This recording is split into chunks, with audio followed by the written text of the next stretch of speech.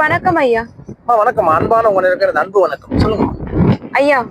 இங்க மனித தேக்கத்தாலதான் எல்லாத்தையுமே செய்ய முடியும், ஒண்ணு ஆக்க முடியும், ஒண்ணு அழிக்க முடியும், ஒரு நிலையை எட்ட முடியும்னு சொல்லி ஒரு மனித தேக்கம் தான் ரொம்ப உயர்ந்தது. மத்த ஜீவராசிகள் மத்த விஷயத்தால எதுவும் செய்ய முடியாதுன்றாங்க. எறும்புல இருந்து எல்லாத்துக்குமே எல்லா தகுதியும் இருக்குன்னு நீங்க சொன்னீங்க. அது ரொம்ப கேட்டது ரொம்ப அற்புதமா இருந்துச்சு. அதை பத்தி கொஞ்சம் விளக்கமா சொல்லுங்க. கட்டாயமா. என்னன்னா இங்க எது ஒண்ணு சிறந்ததா இருக்குதோ அது சிறந்ததுன்னு சொல்றது இயல்பு. உண்மைதானே? உண்மைதாங்க. இங்க எல்லாம் அப்படிதான் சொல்லிட்டு இருக்கோம். பணக்காரன் சொல்றது பெரிய விஷயம் கிடையாது. ஒரு உடல் வலிமை பெற்றவன் அப்படின்னு சொல்றது எந்த ஆச்சரியமும் கிடையாது. உண்மைதானே? உண்மைதாங்க. இல்லாத பட்டம் சொல்றது பெரிய ஆச்சரியம் கிடையாது. ஆனா அதேதான் இங்க நம்ம இங்கேயே சொல்றோம். இங்க என்ன மனித தேகம் தான் இந்த இடத்த பொறுத்தவரை ரூல் பண்றது. உண்மைதானே? அதை கொண்டு சொல்ல மனிதன் தான் ஆக சிறந்தவன். மனிதனால ஒன்னு ஆக்க முடியும், ஒன்னு அழிக்க முடியும், ஒன்னு பெருசா உருவாக்க முடியும், இறைத்தன்மை எட்ட முடியும், அவர் யாருன்ற ஒரு பெரிய புரிதலை நம்மளால புரிஞ்சுக்க முடியும் அப்படின்றத இப்ப எல்லாரும் சொல்றாங்க. அது சரியானா இது யூஸ்வலா நம்ம பார்க்கும் போது பட்டவர்த்தமா தெரியக்கூடிய ஒரு விஷயம் தான் இது. உண்மைதானே? உண்மை. இதுல ஒன்னும் பெருசா ஆச்சரியப்படுறதுக்கு ஒண்ணும் இல்லை. ஆமாவா இல்லையா? ஆமாங்க. இப்போ அப்படி இருக்கும் ஒரு விஷயம், அந்த விஷயத்த மட்டும் நீங்க பெருசா சொல்றோம். மனிதன் தான் எல்லாத்துக்கும் சிறந்தவன், மனிதன் மீறி எதுவுமே கிடையாது அப்படின்னு நம்ம சொல்றோம். இங்க சொல்றதுனால என்ன ஆயிடுச்சுன்னா, இப்ப மனிதனோட ஒரு தன்மை சிறந்ததா ஆகிறதுக்கான சூழலை தடை பண்ணி இந்த எண்ணமே. ஏன்னா உண்மையே ஓட்டி பேச என்ன பெரிய விஷயம் அது? உண்மை சிறந்த சொல்லு எல்லாத்தையும் அதே போல சொல்லக்கூடிய பழக்கத்துக்கு நீ கொண்டு வா. நீ எவ்வளவு சிறந்த உங்களுக்கு தெரியும். கண்டிப்பாங்க. இப்போ நான் அந்த ஜீவகாரண செயலை செய்யும் போது அனைத்தும் நான்ற ஒரு அறிவு பெற்றேன். புரியுதுங்களா? எல்லாமே நான் தான்ற ஒரு பேரறிவு வந்து அதனால நான் ஒரு வாசத்தை நான் எல்லாத்தையும் போட்டுருக்கேன். இங்க இப்போ ஒரு எறும்பு அது என்ன பண்றது நம்ம எல்லாருக்கும் தெரியும், வாழுது. ஒரு மனிதன் என்ன பண்றான், வாழறான். ஒரு சிட்டுக்குருவி என்ன பண்றது, வாழுது. உண்மைதானே? ஒரு நாய் என்ன பண்றது, வாழ்க்கை வாழுது. இப்போ இதெல்லாம் என்ன பண்ணுது, சாப்பிடுது, இணை சேர்க்கை பண்ணுது, அதுக்கு ஒரு சின்ன வீடு மாதிரி ஏதோ ஒன்று அது முடிஞ்ச தகுதிக்கு உடலுக்கு தகுதி அமைச்சு அது வாழ்தா இல்லையா? வாழுதுங்க. எப்படியாப்பட்ட கடினமான சூழ்நிலையும் வாழுது. ஆனா நீங்க அவ்வளவு கடினமான சூழ்நிலை வாழ்றீங்களா? இல்ல. அந்த கடினமான சூழலுக்கு முன்னாடி ஏதோ ஒரு விஷயத்த முன்னாடியே நீங்க ரெடி பண்ணி நீ வாழ்றீங்க. ஆனா அந்த கடினமான சூழ்நிலை டைரக்டாவே அது இருந்தே வாழ்ந்துருக்கு. உண்மையா இல்லையா? உண்மைங்க. இப்போ இங்க எல்லா பொருளுமே அந்த இறைத்தன்மை எட்ட முடியுமா? எட்ட முடியும். எல்லாத்துக்குள்ளயும் அறிவு இருக்குதானே? அறிவு இருக்கு. அது பெருசா யோசிக்குமானா யோசிக்கும், பெருசா சிந்திக்குமானா சிந்திக்கும். இப்ப நம்ம நினைக்கிறோம் நம்ம இப்ப நம்ம இங்க இருந்து நிலவுக்கு ராக்கெட் விடுறோம், நம்ம சிவகிரகத்துக்கு போறோம், நம்ம அதை பண்றோம், நம்ம ஒரு பெரிய பில்டிங் கட்டுறோம், ஒரு பெரிய பில்டிங் இடிக்கிறோம். இதை அது பண்ணுமானா அதாவது தகுதிக்கு அதாவது பண்றது மிக பெருசு. உண்மையா இல்லையா? உண்மைங்க. ஒரு சிலந்தியோட வலையை காட்டுறான். அந்த வலைக்குள்ள எந்தெந்த பக்கம் போனா எந்தெந்த பக்கம் அறை இருக்குது, அதுல ஒரு பாலம் இருக்குது. அவங்களுக்கு தனித்தனியா ஒரு விஷயத்தை அவங்க உருவாக்கி வச்சு இந்த வாழ்க்கையை அவங்க வாழ்ந்துக்கிறாங்க. இப்ப எப்படி அவங்களுக்கு அந்த கட்டுமானம் எப்படி தெரிஞ்சது? அது ஒரு சிலந்தினால எப்படி அந்த அவ்வளவு மணல் எடுத்து வெளியே கொட்டி உள்ளுக்குள்ள இந்த மாதிரிலாம் அறை வைக்கணும், இப்படிலாம் ஒரு தளம் போனோம், எப்படி வைக்க முடியுது? ஒரு கரையாம் புத்து ஒரு களிமண் எடுத்து அது கோபுரம் மாதிரி குமிச்சு அதுக்குள்ள பல வலைகளை வச்சு அந்த வலைக்குள்ள ஒரு மெயினான இடத்துல ராணி தேனின்னு ஒண்ணு வச்சு அதுக்குள்ள இணை உற்பத்தி பண்ணி அதுல இருந்து அதோட வாழ்க்கை அது வாழ்க்கை. இது எப்படி அதுக்கு சாத்தியப்பட்டது? உண்மைதானே? உண்மைங்க. ஒரு சிலந்தி இருக்குது. சிலந்தி அதோட எச்சத்தை கொண்டு அது ஒரு வலை பின்னும். பாத்துருக்கீங்களா? ஆமாங்க. அவ்வளவு துல்லியமா பின்னும். அந்த வலைய நீங்க நார்மலா யார் நினைச்சாலும் பின்ன முடியாது. கண்டிப்பா. அப்படி மீறி நீங்க பின்னா கூட டெக்னாலஜி அறிவெல்லாம் யூஸ் பண்ணி நீங்க பின்னணும். அதுக்கு நீங்க நீ பின்னதுக்கும் அது பின்ன வித்தியாசம் இருக்கும். ஒண்ணு. ரெண்டாவது, அதோட உடலமைப்பை கொண்டு நீ பின்னு வேண மாட்டேன். ஆமா. உன் உடலமைப்பை கொண்டு உன் அறிவு கொண்டு அதை பின்ன முடியும். அதோட உடலமைப்பை கொண்டு நீ அந்த மாதிரி உடலமைப்பு நான் குத்து நீ பின்னுவியா? இல்ல, முடியாது. அப்ப அந்த உடலமைப்பு தான் அந்த அறிவு இருக்குதுன்னு போது அது எவ்வளவு பெருசு. உண்மைங்க. எல்லாத்தையுமே நம்ம எப்படின்னா உயர்வாகவும் சிறந்ததாகவும் நம்ம பார்க்கணும். அதுக்குதான் இந்த தேகம் எதுல பெருசுன்னா, எல்லாத்தையும் சிறப்பா பாக்குறியா, எல்லாத்தையும் உயர்வா பாக்குறியா, எல்லாத்தையும் நீ உயிரா பாக்குறியா, அது என்னைக்கு நீ பாக்குறியோ அன்னைக்கு சொல்லு இந்த தேகம் சிறந்தது, இந்த தேகம் தான் ஒரு பெரிய விஷயம் நீங்க சொல்லுங்க. அதை ஒத்துக்க முடியும். ஏன் அப்ப ஒத்துக்க முடியும்னா, நீ சொல்லும் போது அதுக்குள்ள இதெல்லாம் வந்துச்சு. என்ன வந்துச்சு? இங்க இருக்கிற எல்லா பொருளும் அதுக்குள்ள அடக்கமானது அந்த வார்த்தை வரும். அப்ப நீ சொல்லும் போது நீ மட்டும் இல்ல, எல்லாமே சேர்ந்து அதுல கவர் ஆகும். கண்டிப்பா. அப்ப அது இல்லாம நீ இதை சொல்ற அப்படின்னா அப்ப நீ சொல்றது சரியில்லை, அது உண்மை இல்லை. அதனால நம்மளுக்கு பெற்ற பெரிய பலனும் இல்லை. அந்த பலன் இல்லாதான் நம்ம இவ்வளவு ஒரு இன்னலையும் இவ்வளவு ஒரு சிக்கல் இவ்வளவு ஒரு அவஸ்தையில நம்ம வாழ்ந்துருக்கோம். உண்மையா இல்லையா? உண்மைங்க. இப்ப நம்ம இந்த பீச்சு சொல்றோம், இந்த இடத்துல ரொம்ப சூப்பரா இருக்குது, நல்லா காத்து வருது, எல்லாம் எவ்வளவு பேர் வராங்க பைக்ல. ஆனா இந்த இடத்துல எவ்வளவு ஒரு வலி இருக்குது, எவ்வளவு ஒரு கஷ்டம் இருக்குது. உண்மையா இல்லையா? இது ஒரு துறைமுகம். நீங்க இப்ப எல்லா இடத்துல மீன் எல்லாம் பிடிச்சி வந்து இங்கதான் விற்பாங்க, எல்லாம் செய்வாங்க. இப்போ அதுல இருக்கிற எவ்வளவு உயிர்களை கொண்டுதான் அவங்க கொண்டு வர போறாங்க. அதையே நம்மளும் வாங்கி உணவா உட்கொள்றோமா இல்லையா? இப்ப அதை உணவா உட்கொள்ளும் போது நம்ம உடலுக்கு எவ்வளவு பிரச்சனை வரும் நம்ம எல்லாருக்கும் தெரிஞ்சா கூட, ஆனா நம்ம அதை செய்யறோம். காரணம் பழக்க தோஷமா செய்யும். அந்த பழக்கத்தை நம்மளால மாத்திக்கணும். என்ன காரணம் தெய்வம் மாத்திக்க முடியல? முன்னாடி உயர்வுன்னு நினைச்சேன், மத்த எதையும் உயர்வு இல்லைன்னு நினைச்சிட்டேன். அந்த ஒரு காரணத்தினாலேயே நான் செய்யறதா சரின்ற நமக்கு நம்மளே இதெல்லாம் எதுக்கு படிச்சாங்க ஜீவராசி, நம்ம சாப்பிடணும் அந்த மாதிரி ஒரு வாசகம் இருக்குது எல்லாரும் சொல்றாங்க. உண்மைதானே? இது சாப்பிட்றதுக்கோசம் படைச்சிருந்தா கூட அந்த படைப்போட முடிக்கணும். மீண்டும் மீண்டும் படைச்சு மீன் சாப்பிடக்கூடாது, மீண்டும் மீண்டும் உற்பத்தி பண்ணி சாப்பிடக்கூடாது. உண்மையா இல்லையா? உண்மைங்க. ஒரு உயிர் இருக்குது, ஏதோ ஒரு காரணமா வேற வழி இல்லாம பசியில் நான் சாப்பிட்டேன், அதோட அதை விட்டுணும். அதை விட்டுட்டு நீ அடுத்து ஒரு வேற ஒரு சிந்தனைக்குள்ளேயோ இல்ல வேற ஒரு உணவுக்குள்ளேயே நீ போயிடணும். உண்மையா இல்லையா? ஆனா அதே உணவு எனக்கு வேணும், ருசி நல்லா இருக்கு, நான் அதே போல உற்பத்தி பண்ணணும். இந்த மனித அறிவு அதுக்கு கிடையாது. நீங்க அதுக்கோசம் பயன்படுத்த கண்டிப்பாங்க. உண்மையா இல்லையா? இப்ப இந்த மாதிரி பயன்படுத்துறது காரணம் என்ன தெரியுமா? நான் சொன்னல, ஒரு உயிர் தாழ்ந்ததாமோ இன்னும் உயர்வா நீ பார்த்தது வந்த விலைதான். அந்த உயிர் நான் சாப்பிட்டேன், எனக்கு வழி இல்லாதனால சாப்பிட்டேன், ஆனா திருப்பி உற்பத்தி பண்ண சாப்பிட்டேன், அது வழி. இந்த அறிவு உனக்கு வரல. அது என்ன போல அப்படி பார்த்திருந்தா உங்களுக்கு சிந்தனை வந்துருக்கும். வேற வழியில சாப்பிட்டேன், ஆனா இந்த சிந்தனை இருந்தா நீ மீன் உற்பத்தி பண்ணி சாப்பிட மாட்டேன். இப்ப நீங்க எல்லாரும் சேர்ந்து தப்புனே சொல்ல மாட்டேன், எல்லாரும் சேர்த்து சரி. ஆனா எதையுமே மீன் உற்பத்தி பண்ணி பண்ணாதீங்க. அது உற்பத்தி பண்ணாம திருப்பி அதே உயிர் வந்து நீ திருப்பி அதே உணவை சாப்பிடுற. இங்க அதே நிகழ்வு நடக்குது. இந்த நிகழ்வுல எவ்வளவு கடிதம் இங்க கூட பாருங்க. இந்த இடம் எவ்வளவு பெரிய இடம். இந்த இடத்துல பத்தி கிட்டத்தட்ட ஒரு 100-150 நாய் இருக்கு. இப்ப நம்ம எல்லா நாய்க்கும் காலையில் நம்ம வந்து உணவு வைக்கிறோம், மருந்து வைக்கிறோம், தண்ணி தொட்டி வச்சு ஃபுல்லா தண்ணி வைக்கிறோம். இதுல என்ன தீர்வு கிடைக்குதாங்கன்னா இந்த தீர்வு இல்லை. இப்ப அது என்ன சேர்க்க பண்ணுது, உற்பத்தி ஆகுது. கண் எதிர்க்கு அதோட குட்டிங்கெல்லாம் உணவு கிடைக்காதையும் உணவு பத்தாதனாலையும் ரெண்டாவது வண்டிக்காரங்க ஏற்றி நோய் வந்து சாப்பிடும். அது ஒரு நேரமும் அந்த குட்டி அழுது அது இறந்து போகுது. கண் எதிர்க்கு அழுது. நம்மளும் ஒரு நாள் ஒரு ஜீவராசி போகுது. இன்னைக்கு கூட பாத்தீங்கன்னா ஒரு கொஞ்சம் பெருசா வளர்ந்த நாய், அந்த நாய் யாரோ லாரிக்காரன் வாயிலே ஏற்றிட்டாங்க. இன்னைக்கு காலைக்கு தான் நான் போச்சுருக்கேன். இப்போ இந்த இடத்துல இது நடக்கும். இந்த இடத்துல நம்ம எதுவும் பார்க்கணும். இப்போ இந்த இடத்துல நம்ம இவ்வளவு கடினமான நிகழ்வு நம்ம வாழ்ந்துருக்கோம். ஒரு ஜீவராசி நசுங்கி சாவுது. அதே போல இங்க எவ்வளவு மனிதன் நசுங்கி சாவறான், போட்டு சாவறான். உண்மைதானே? இங்க எவ்வளவு ஒரு துன்பங்கள் வந்து அதிகமா இருக்கு. ஆனா இந்த இடத்துல நல்லா இருக்குது, சூப்பரா இருக்குது, நம்ம எல்லாரும் சொல்றோம்.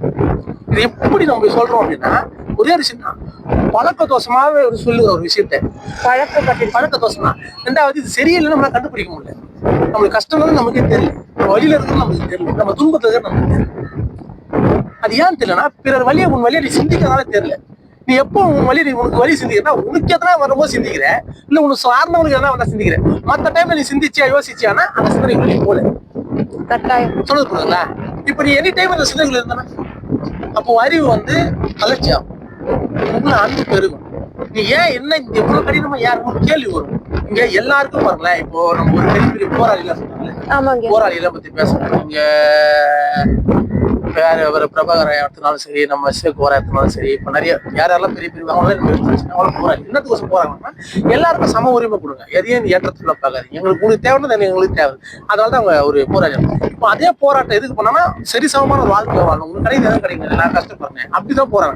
அப்ப போராட்டம் சரி, ஆனா அந்த போராட்டம் அதோடு நிக்கிறதா சரியில்லை. இப்ப அந்த போராட்டம் இப்ப எல்லாம் பண்றாங்க, அந்த போராட்டத்துக்குள்ளே ஒரு நிகழ்வு வந்து ஒரு விஷயமா மாறுது. ஆனா அதே போல ஒரு போராட்டம் இங்க இயற்கை எல்லாத்துக்குள்ளயுமே இருக்குது. ஒரு மனிதன் ஜீவராசிட்ட ஒரு போராட்டம். உண்மைதானே? உண்மை. இப்ப ஒரு போராட்டம். இப்ப இந்த போராட்டத்தை நீக்க நம்ம யாரும் நினைக்கிறோமா? ஒரு மனிதனுக்குள்ளே போராட்டம். இவங்கிட்ட முடியுது எடுத்து வச்சுக்கிறான், இல்ல அது கொடுக்க மாட்டான். உண்மைதானே? இல்லாதவன் கஷ்டப்படுறான், இருக்க போறான் சந்தோஷமா இருக்கான். இதுலயே ஒரு போராட்டம் ஏற்படுது. இப்ப நான் நல்லா வேலை செய்யறேன், எனக்கு அதனால கூலி கொடுக்க மாட்டான். உண்மைதானே?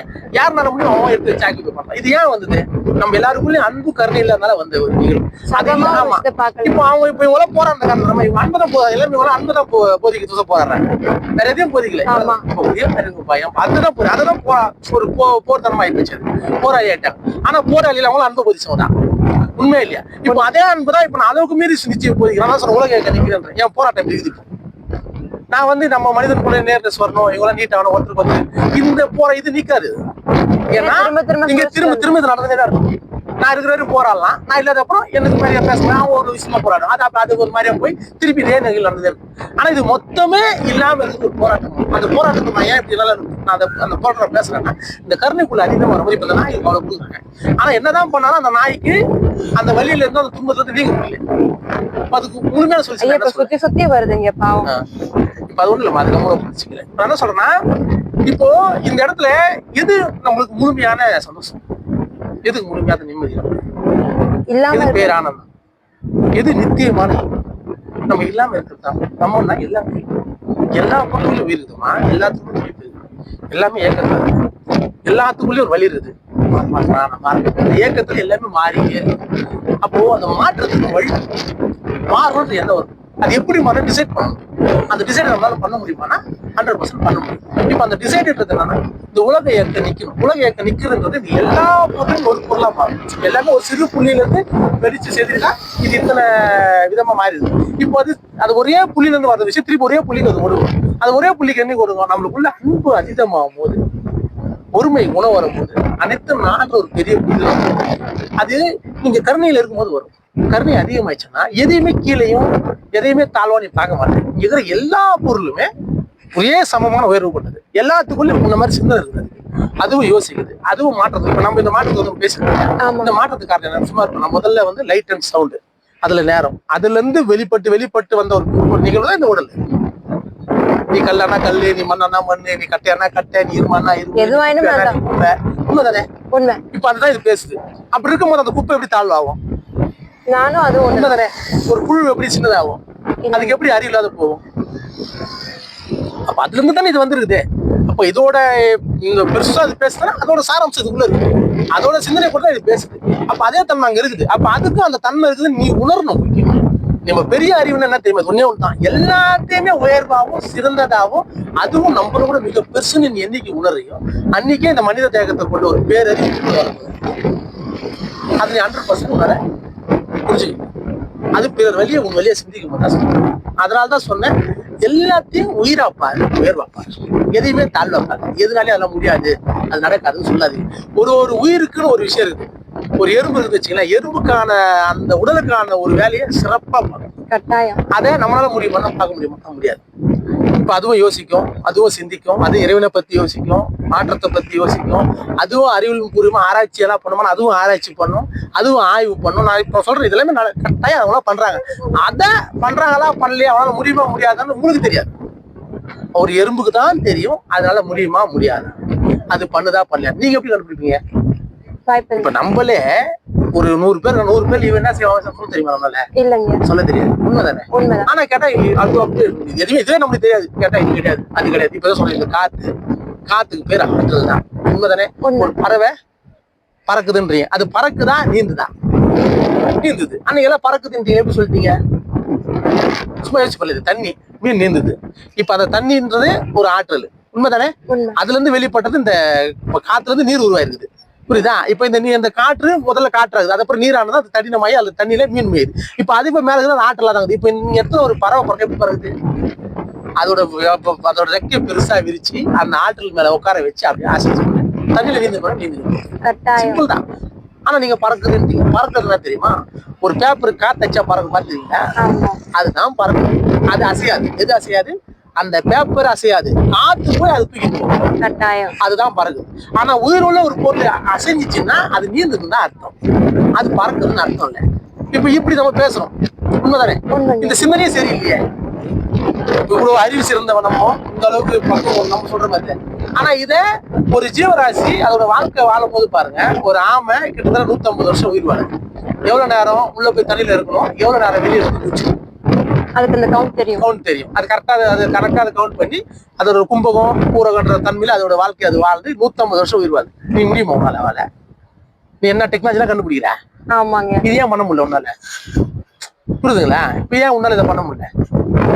அப்போ அதே போல இங்க ஒரு உயிருக்குமே ஒரு பக்குவம் உண்டு, பேரறிவு உண்டது. அது உன்னை விட தாண்டி போய் சிந்திக்கக்கூடிய இவ்வளவு அறிவு இருக்காதான் சிந்தனை இருக்காதா? கட்டாயம். அது இல்லைன்னு நம்ம சொல்றோமே. ஏன் உன்னை இருக்குதுன்னு சொல்றது உனக்கு என்ன கஷ்டம்? இல்லன்னு சொல்றது ஈஸியா சொல்றீங்க. நீ இல்லன்னு சொல்றதுனா உன்னை கீழே நீ மேலே ஆயிடுற. இந்த சிந்தனை இருக்கிற வரைக்கும் இந்த மனித தேகம் பெருசுன்னு சொல்றதுல எந்த ஒரு யூஸும் கிடையாது, பிரயோஜனமும் கிடையாது. இது எப்ப நீங்க டிக்ளேர் பண்ணுவீங்க? இல்ல எல்லாம் ஒண்ணுதான் எப்ப சொன்னா, நீங்க அன்பு அதிகமாகி கருணை பெருந்தா மட்டும் நீ சொல்ல முடியும். இல்ல உங்களால அதை சொல்ல முடியாது. பொறுமை இல்லாம அனைத்து நான்ற எல்லாமே சொல்ல முடியாது. அப்போ பிறர் வழியை உன் வழியை சிந்திக்காம உங்களால இந்த ஒரு பெரிய விஷயத்த உங்களால போய் யோசிக்கவோ சிந்திக்கவோ உங்களால முடியாது. இந்த சிந்தனை ஒண்ணு உங்களுக்குள்ள வரணும்னா உங்களுக்குள்ள அன்பும் கருணையும் ஒருமை இருந்தா மட்டும் அந்த நிகழ்வு நடக்கும். அப்ப அந்த நிகழ்வுக்குள்ள நம்ம போனோம்னா நம்மளுக்குள்ள கருணை பெருகணும், அன்பு போடணும், எல்லாத்தையும் உயர்வாகவும் எல்லாத்தையும் உயிராகவும் பார்க்கணும். அந்த தன்மை என்னைக்கு நம்மளுக்குள்ள புறப்படுதோ அன்னைக்குதான் இந்த மனித தேகம் பெற்றதுக்காக ஒரு பெரிய பலனை நீங்க தான். நீங்க எல்லாமே உயர்வு என்பதை நீ எப்போ உன்னால உணர முடியும்? நீ கருணை அன்பா இருக்கும் போது மட்டும்தான், ஒருமை உங்ககிட்ட வரும்போது மட்டும்தான், பிறர் வழியை ஒரு வழியா செய்யும் இதை உன்னால உணர முடியும். நான் சொல்றது செயலை செய்து உணர்ந்ததுனால நான் சொல்றேன். ஒவ்வொரு உயிராகவும் ஒரு உணர்வாகவும் போய் பார்த்துருக்கிறேன். எல்லாமே ஒரு அண்டம், ஒரு எறும்பு ஒரு அண்டம், ஒரு ஜீவராசி ஒரு அண்டம், நீ ஒரு அண்டம், நான் ஒரு அண்டம், ஒரு ஜடப்பொருள் ஒரு அண்டம், எல்லாமே ஒரு அண்டம். இங்க ஒரு பரிமாற்றம், ஒரு கேலக்சி, ஒரு ஸ்டார்ஸ், ஒரு மாற்றம், ஒரு வார்த்தை, ஒரு வடிவம், ஒரு செயல், உண்மை. எல்லாமே இதே பூமியில நீங்க என்னெல்லாம் நீங்க அந்த சராசரத்தை நீங்க பாருங்க, அது எல்லாமே பூமியில ஒரு பிண்ட வடிவமா, ஒரு உயிர் வடிவமா எல்லாமே இருக்குது. ஒரு மரச்செடி கொடியாகவும், ஜீவராசியாகவும், மனிதனாகவும், ஜடப்பொருளாகவும், அது எல்லாமே இந்த இடத்துல இருக்கப்பட்ட ஒரு பொருளா இருக்கு. இதை நான் லைவா உணர்ந்துக்கிறேன். இதுதான் நீங்க அறிவியல்ல ஸ்டார் ஆகும், கேலக்சி ஆகும், அது ஒரு பரிமாற்றமாகவும், அது ஒரு நிகழ்வாகவும் நீங்க சொல்றீங்க. ஆனா அது எல்லாமே இந்த பூமியில நீங்க பார்க்கறது. இதை நான் உணர்ந்துக்கிறேன். கருணை மிகுதியானால் அனைத்தையும் உயர்வா நீ பார்த்தனா, அனைத்தையும் உயிரா பார்த்தனா, அனைத்தோட அறிவு, அனைத்தோட அனுபவம் உனக்குள்ள வரும்.